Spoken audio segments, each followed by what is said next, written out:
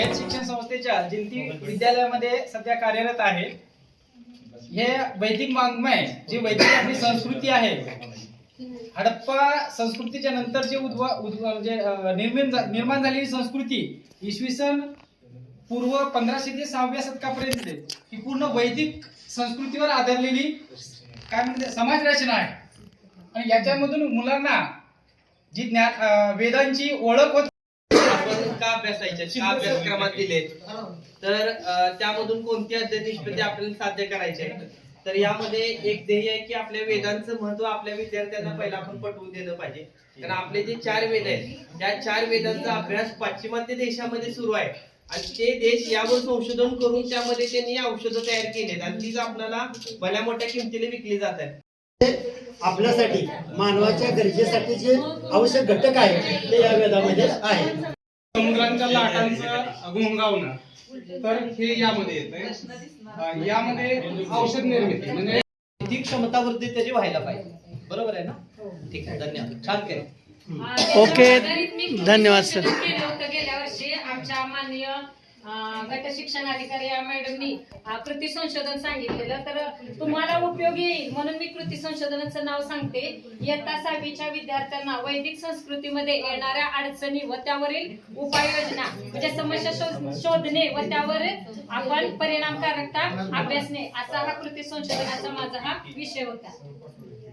छानच। आणि या वर्षी आहे तो याचं घेतलंय किंवा आम्ही जो निवडलेला आहे तो पाठ आहे इयत्ता 6वी मधील वैदिक संस्कृती पाठ क्रमांक 4। तर वैदिक संस्कृती म्हणजे काय आणि त्यानुसार आम्ही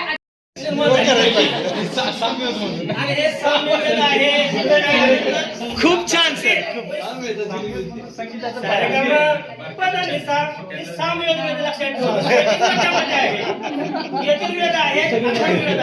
सगळ्या वेदाचा मेन जो कणा आहे तो आपला हिंदू धर्म आहे आणि त्यामुळे संस्कृतीचा पाया आपला वेद आहे, एवढं या तुम्हाला सांगायचं आहे। धन्यवाद, धन्यवाद, धन्यवाद सर। गट कार्य होते, काय नाव तुम्ही? जिव्हाळा।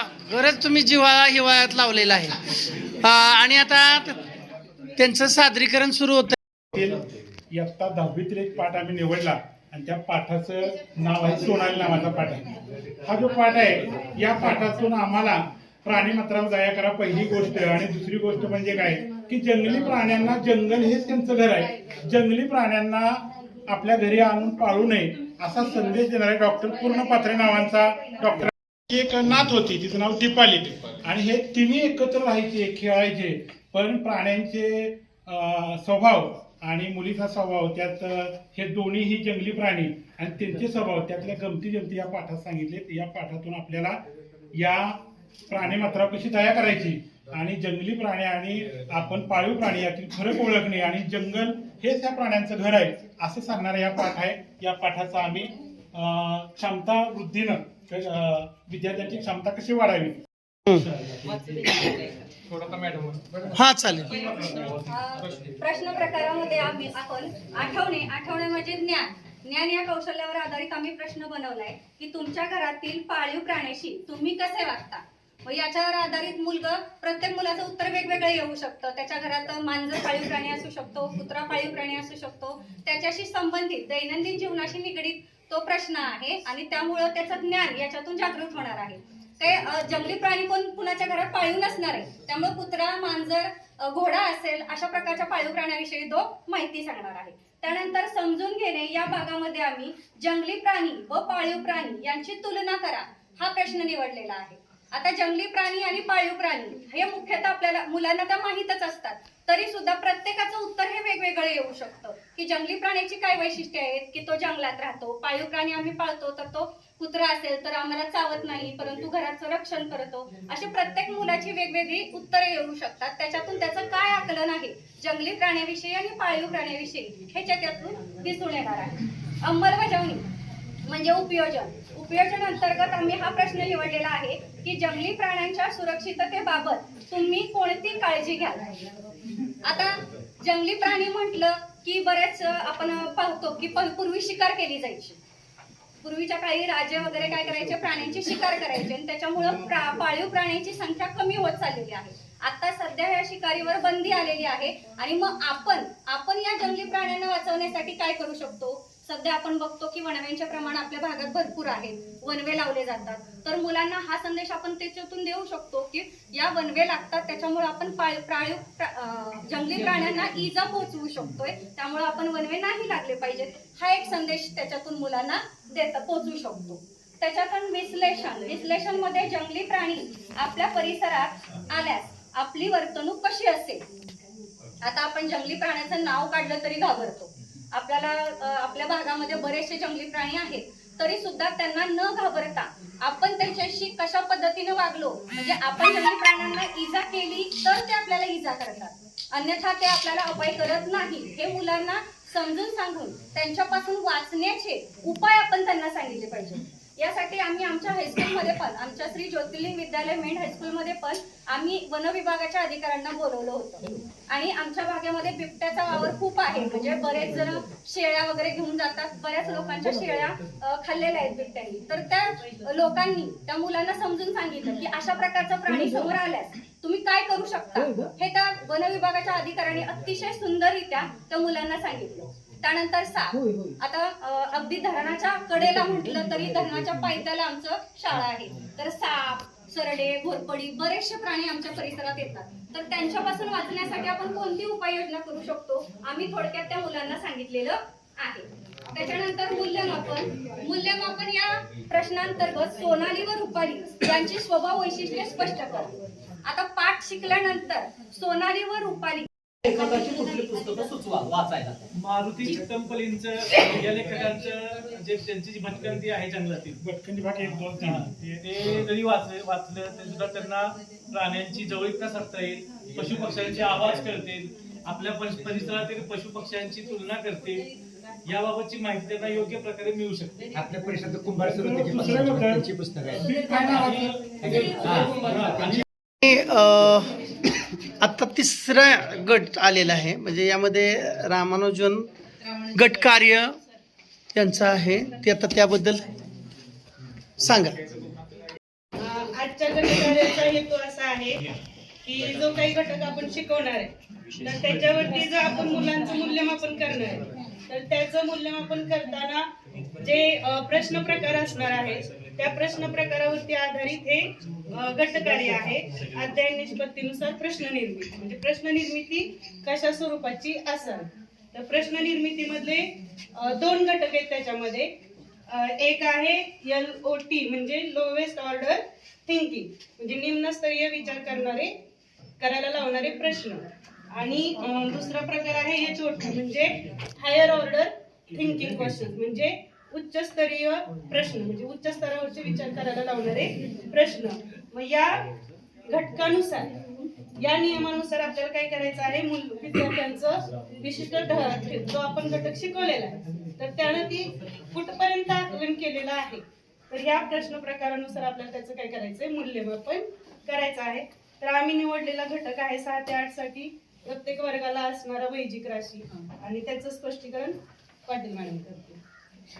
हा, तर वैजिक राशी हा जो घटक आहे तो 6वी ते 8वी या सर्व वर्गांना लागू आहे, आणि त्यामुळे आम्ही हा घटक निवडला.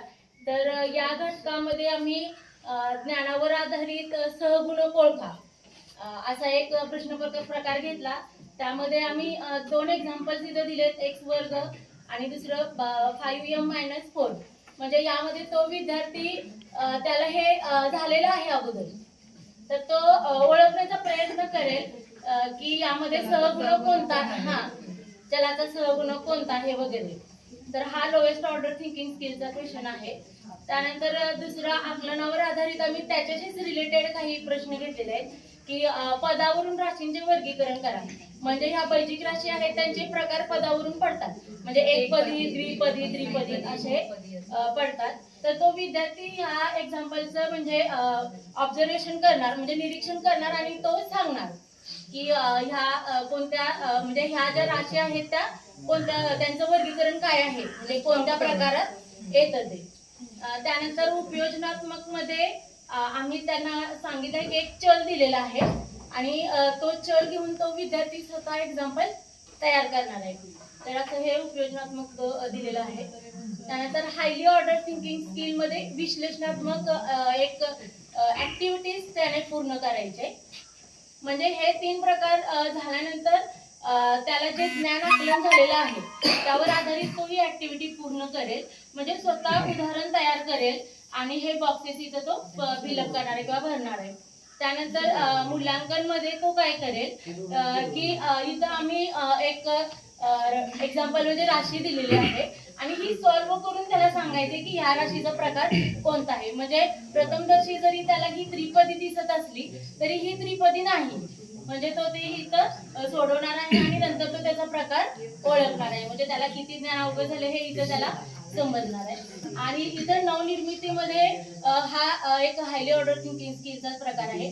तर यामध्ये आम्ही त्याला काही चल दिलेले आहेत जसं XYZ आणि त्याला एक्झाम्पल मध्ये इथंच त्याला काही सहगुणक पण दिलेले आहेत आणि स्थिरांक पण दिलेले आहेत. हेच चल सहगुणक आणि स्थिरांक वापरून त्यानं स्वतः नाविन्यपूर्ण अशा बैजिक राशी तयार करायचे तिथे. म्हणजे इथं त्याचा म्हणजे इथं त्याला समजेल की त्याला हा प्रश्न प्रकार म्हणजे हे घटक किती समजले हे त्याला इथं समजणार आहे. याचा आम्ही करण्याचा प्रयत्न केला. छान छान. Shakespeare group and subject is English and students are standard 6 to 12. So here is a competency we have selected that remember and recall necessary information and learning outcomes related. It is describes people, places, objects, etc. effectively. Student has to describe. So we have selected here that the information about the place, and it is place is Raigad Fort, which is very important in Swarajya. So here is the first question about creativity. Why did Shivarai select Raigad as a capital of Swarajya? So here is the answer. Student has to collect that Chhatrapati Shivarai selected Raigad as a capital of Swarajya because it is very hard to conquer, and so no one enemy can reach there easily. This is the answer about Raigad.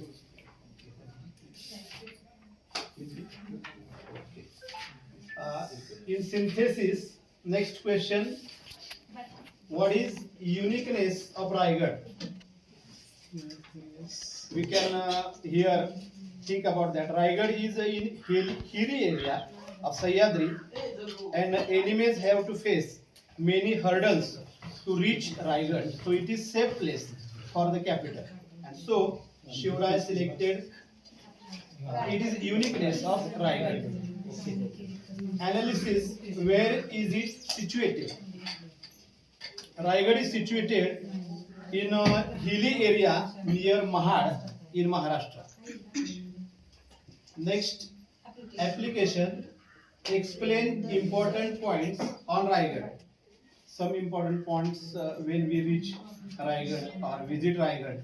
We can see there is a Mahadarwaja and Raj Darbar, also marketplace, Samadhi of Chhatrapati Shivaji Maharaj, Takmak Tok, and Hirkani Darwaja, Kokankada. So these are the many points. Many points student can collect the information about it. And next is the comprehension. What is the importance of Raigad in Shivarai's rule?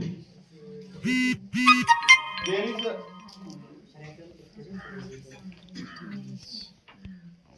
because of its hardness and special natural area, so no one enemy can reach easily there, and so Shivarai can rule from Raigad, and they watch every places from Raigad. And the last is knowledge. Tell the names of other forts Other forces in Swaraj. It is a very simple question. And Shivneri, Raigad, Torna, Panala, etc. There are so many forts Shivarai conquered and made Maratha Empire. So I congratulate and thanks for the group members and also Mostly Ahire sir. Ahire sir has wrote this and also designed a Samadhi of Shivaji. This is very important in history. So thank you very much. And one thing I'd like to share with the Raigad. At that time, the builder of that Raigad fort was त्या रायगड गडाचा जो बांधकाम करणारा होता त्याचं नाव होतं हिरोजी इंदोरकर आणि तिथे एक त्याच्याबद्दल एक पायरी तिथे चिटकवलेली आहे. He has yes, Hiroji Indolkar requested Chhatrapati Shivaji Maharaj that made one step, first step of my name, that each and every person can read that I have built this fort, and as per his wish Maharaj allowed to make the first step of Raigad as per his name, Hiroji Indolkar, and I think it is very great thing. खूप छान, very good.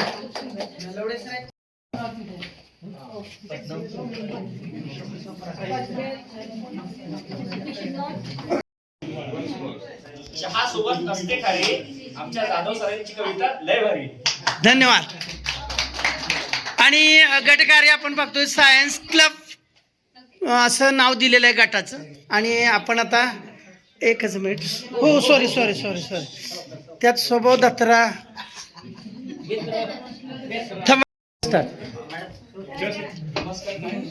नमस्कार, माझं नाव चव्हाण गणेश एकनाथ, जिल्हा परिषद प्राथमिक शाळा मोडकवाडी. आमच्या गटाचं नाव आहे सायन्स क्लब आणि विषय आहे विज्ञान आणि घटकाचं नाव आहे धातू आणि अधातू. पूर्व माध्यमिक स्तर 6वी ते 10वी. इथं आम्ही घटकाचे नाव धातू अधातू हा पूर्व माध्यमिक स्तर 1 ते 8वीचा धातू अधातू हा घटक घेतलेला आहे. तर आता तुम्हाला माहितीच आहे, आपल्या सर्वांनाच माहित आहे, पृथ्वीवरती बरेच प्रकारचे पदार्थ आहेत. मग त्यामध्ये सोने, चांदी, लोखंड, ॲल्युमिनियम, तांबे, जस्त इत्यादी बऱ्याच प्रकारचे पदार्थ आपल्याला आढळून येत असतात. मग त्यासाठी आम्ही सभोवतालच्या क्षमताविधाने अशी हे केले की सभोवतालच्या परिसरातील निरीक्षणक्षम पदार्थाचे धातू आणि अधातू असे वर्गीकरण विद्यार्थी करतो. असं क्षमताविधाने आम्ही रुजवण्याचा प्रयत्न केला आहे. मॅडम नमस्कार, मी पाटील अनिता शशिकांत. आमच्या या सायन्स क्लब या गटामार्फत अध्ययन निष्पत्ती जी आहे ती म्हणजे आपल्या आजूबाजूची जी काही वस्तू आहेत, पदार्थ आहेत, या पदार्थांच्या गुणवैशिष्ट्यांवरून, म्हणजे जसे की काही पदार्थ चकाकतात, काही पदार्थ चकाकत नाहीत, काहींच्या तारा तयार करता येतात, पत्रे तयार करता येतात, काही विद्युत वाहक असतात, काही सुवाहक असतात. तर या त्यांच्या गुणवैशिष्ट्यांच्या आधारे सर्व पदार्थांचे वर्गीकरण मुलांना धातू आणि अधातू मध्ये करण्यासाठी तर आम्ही ही अध्ययन निष्पत्ती निवडलेली आहे. धन्यवाद. आणि यामध्ये सगळ्यात महत्वाची पायरी जी असते ती असते ज्ञान. ज्ञान म्हणजे काय, तर हे मला माहिती आहे. आपण कुठल्याही विद्यार्थ्याला एखादी गोष्ट ज्यावेळेस शिकवत असतो त्यावेळेस त्याला माहिती असलेल्या गोष्टीसोबत दुसरी गोष्ट माहिती करून देणे म्हणजे ज्ञान. तर इथे सुरुवातीला आमचा प्रश्न येतो, हे मला माहिती आहे. आमचा विद्यार्थी विचारतो, आपण अलंकार जे बनवतो ते कुठल्या धातूपासून बनवतो, किंवा घरगुती वापरासाठी आपण जी भांडी बनवतो याचं ज्ञान 6व्या वर्गापर्यंत आलेल्या विद्यार्थ्याला झालेलं असतं. ही ज्ञानाची पहिली पायरी तो विज्ञानाच्या पातळीवर सहज धातू या घटकातून साध्य करतो. त्यानंतर दुसरी पायरी येते, ती येते आकलन. मला हे समजले. काय समजले? धातू आणि अधातू यामध्ये नेमका फरक काय हे विद्यार्थ्याला दुसऱ्या टप्प्यावरती आपल्या अध्ययन निष्पत्तीच्या ज्या पायऱ्या ठरवल्या आहेत, 6 पायऱ्या ज्या आहेत, त्यामधली दुसरी पायरी जी येते ती म्हणजे आकलन. या आकलनामध्ये त्याचा प्रश्न त्याला कळाला आहे, धातू आणि अधातू मधला फरक. त्यानंतर उपाययोजन. उपाययोजन म्हणजे काय, कोणी सांगू शकतो? उपयोग त्याचे उपयोजन, उपाययोजन, उपयोजन, उपयोग. एक्झॅक्टली त्याचा अर्थ जो आहे आय यूज, मी हे वापरतो. काय वापरतो मी? विद्युत उपकरणं दुरुस्त करण्यासाठी मी कुठल्या धातूचा वापर करावा की अधातूचा वापर करावा हे समजण्याची बुद्धी, या वस्तू वापरण्याचं ज्ञान जे आलेलं आहे ते त्याच्या उपयोजन मध्ये विद्यार्थ्याला धातू या घटकात आलेलं आहे. त्यानंतर पुढचे येतं विश्लेषण. विश्लेषण म्हणजे डिस्क्रिप्शन. हे मी स्पष्ट करतो. काय स्पष्ट करतो तर विद्यार्थ्याला इथे आपण प्रश्न दिलाय, काय स्पष्ट करणार आहे तो इकडे प्रश्नाच्या स्वरूपातून अतिशय ऍक्टिव्हली मॅडमने इथे प्रश्न बनवलाय. गटात न बसणारा शब्द ओळखा. सोने, चांदी, लाकूड, तांबे. मग इकडे विद्यार्थी काय विश्लेषण करतोय तर विद्यार्थ्याला कळतंय की यातला अधातू कुठला आहे, गटात न बसणारा शब्द लाकूड आहे, तो तिथे तो बाजूला काढणार. त्यानंतर आपण या सगळ्या गोष्टी तर आता केल्या, पण यातून त्याचं आपण मूल्यमापन करणार आहे. मूल्यमापनामध्ये काय तर हा माझा प्रतिसाद आहे. कुठला प्रतिसाद आहे? तुम्ही घरात विजेची जोडणी करताना कोणत्या धातूच्या तारा वापराल ही त्याची आलेली मूल्यमापनाची पायरी आहे. आणि या सगळ्या याच्यातून आपल्याला फक्त भोका आणि ओका पद्धत बदलून जे करायचं आहे ना ते आहे नवनिर्मिती, सर्जनशीलता.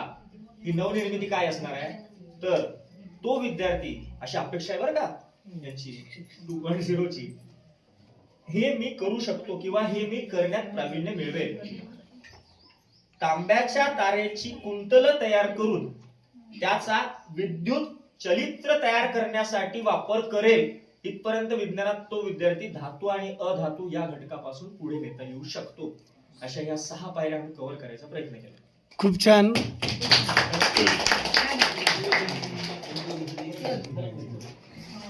सायन्स क्लबनं उद्दिष्ट आणि ते स्पष्टीकरण खूप चांगल्या प्रकारे सांगितलेलं आहे.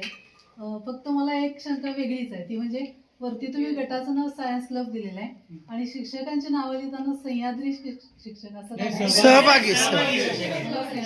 या गटकार्यामध्ये एकूण सहभागी शिक्षक आहेत आमच्या अनिता पाटील मॅडम, त्याच्यानंतर सूर्यवंशी मॅडम, त्याच्यानंतर शिंदे मॅडम, हर्षल पाटील सर, काळे सर आणि मी गणेश चव्हाण. ओके ओके, मस्त.